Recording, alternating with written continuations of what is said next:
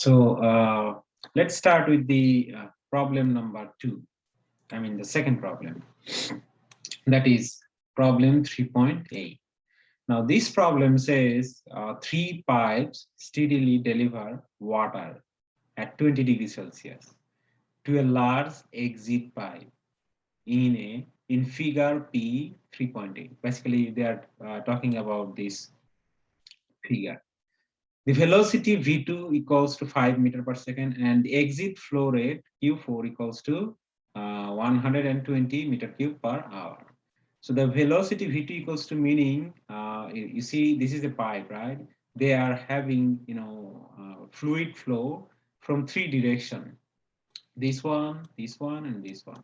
So they noted this one as 1, this is 2 and 3.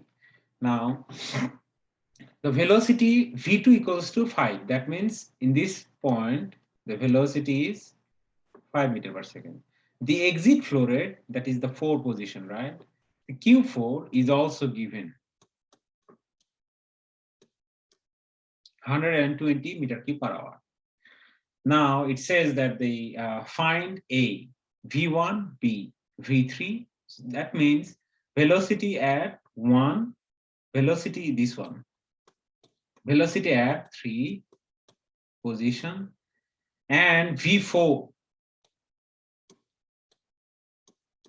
if it says if it is known that the increasing q3, that is this one, okay, q3 is the flow rate, by 20% would increase q4 by 10%. Now let's go for let's go to solve this problem. Now if this is in steady state condition, so steady state meaning whatever coming inside this system will go out. There is no any place to store, right? So whatever is coming out in, it should go out. That means per unit time, sorry, per unit time, whatever coming in, it should go out because it's in flow condition. So that's how we can write. You see, the input position, situation is like position 1, 2, and 3.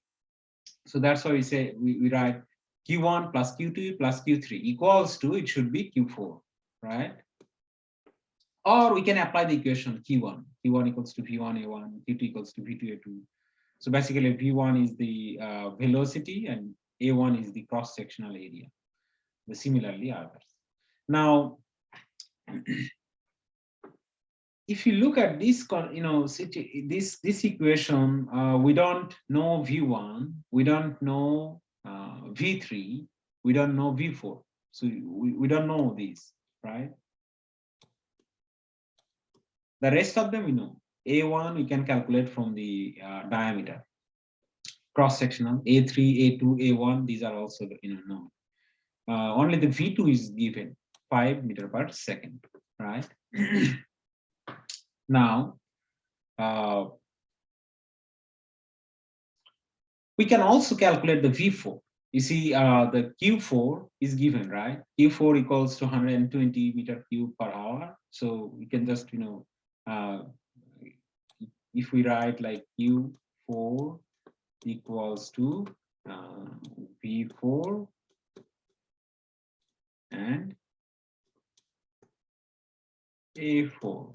So we can calculate this easily, the v4. Actually, they already, you see that they did calculate. q4 equals to v4 a4. So the q4 value, q4 equals to 120 meter cube. So that means if you convert it into meter cube per hour, if you convert it to meter cube per second, you should get 0.0333 meter cube per second.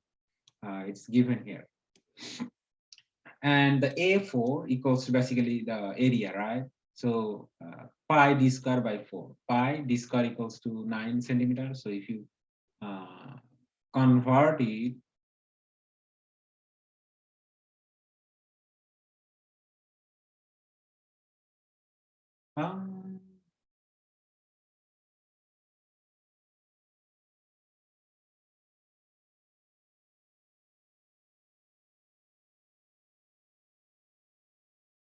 I think they did a mistake.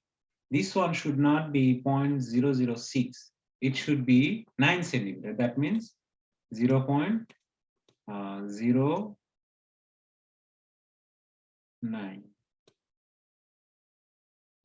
Okay, yeah. So they did a mistake actually. This should be 0.09 because the diameter at position 4 is actually 0.09. Anyway, so you can put this value 0.09 square divided by 4. Then, if you calculate, you should get the value of our V4, right? So now we know in this equation, we know the V4, let's say. So we still need to calculate V1 and V3. Now, we don't know any of them, but we have a correlation. You see, increasing Q3 by 20% would increase Q4 by 10%. That means, right now, Q1, Q2, Q3, adding Q1, Q2, Q3 will be equal to Q4.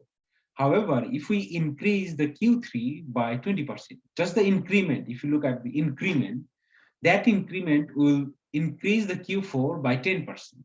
So that increment should be same, right? Because we are not changing other positions. So that's why you can you can write this one. You see, increment by 20%. That means just the increment amount is 0.2 Q3, and that should be equal to. It says the increase Q4 by 10%. That means that should be equal to 0.1 Q4, right? So from this equation, you basically can write V3 equals to, because you see point cancel out, it goes here Q4 divided by 2 into A3, because Q3 equals to V3 A3, right? So V3 equals to, so now we know the Q4 value, right? You see the Q4, it should be converted to meter cube per second because the velocity are given in a second unit. So that's why we are just converting all the units from hour to second. Then for A3 is this one. So the area, it should be pi by 4, right? Pi by 4. So basically it was like 2, then this one 4. So if you cancel out, it should be just 2, right? So it was correct. So pi by 2 multiplied by 0.06 square. Now, if you calculate this, you will get this value. So that's the V3. Now, we also now know the V3, right? We only don't know the V1.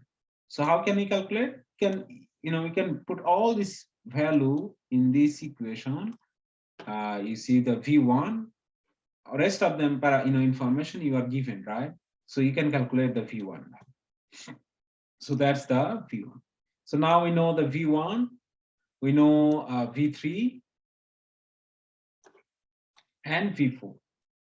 That's all it was asked in the question.